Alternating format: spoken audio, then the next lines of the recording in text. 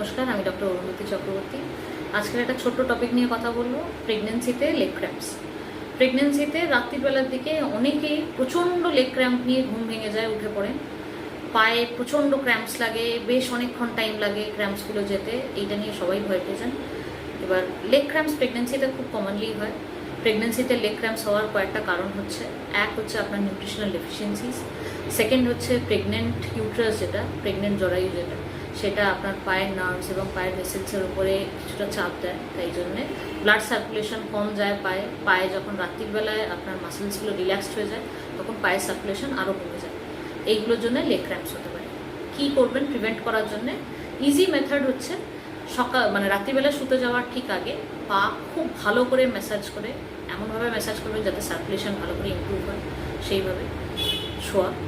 Second হচ্ছে যখন শোবেন তখন দুটো পায়ের ফাঁকে একটা বালিশ দিয়ে একটা সাইডে টার্ন হয়ে পেটে আর একটা বালিশ দিয়ে সাপোর্ট দিয়ে শোয়া, এইগুলোতে লেগ ক্র্যাম্পস কিছুটা কম।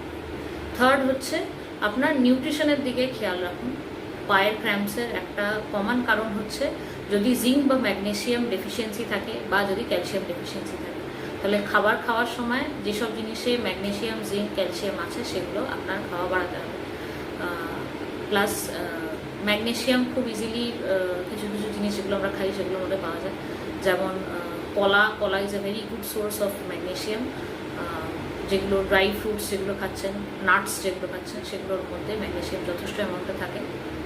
জিঙ্ক খুব কমনলি কয়েকটা জিনিসে আছে, যেমন পাম্পকিন সিডসের জিঙ্ক থাকে, যেগুলো গ্রিন সবজি যেগুলো খাচ্ছেন সেগুলোতে জিঙ্ক থাকে। এইগুলোতে যথেষ্ট অ্যামাউন্ট অফ জিঙ্ক আর ম্যাগনেসিয়াম থাকে।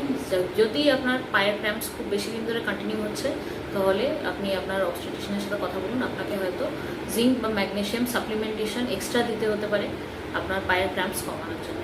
আর সারাদিনে যখন আপনি প্রত্যেকটা এক্সারসাইজ, আমার প্রত্যেকটা পেশেন্টকে বলি ভালো করে স্ট্রেচিং করবেন। পায়ের যখনই স্ট্রেচিং করবেন প্রত্যেকটা মাসেলসের যেন ভালো করে স্ট্রেচ করেন, শুতে যাওয়ার আগে ভালো করে স্ট্রেচ করবেন। যদি হঠাৎ রাত্রিবেলায় উঠে পড়েন প্রচণ্ড পায়ে ক্র্যাম্পস হচ্ছে, তাহলে পাটা ফার্স্টে ঝুলিয়ে বসবেন, দিয়ে পাটা আস্তে আস্তে ম্যাসাজ করবেন। ব্লাড সার্কুলেশন এতেই ইমপ্রুভ হবে, পায়ে ব্যথা এতেই আপনার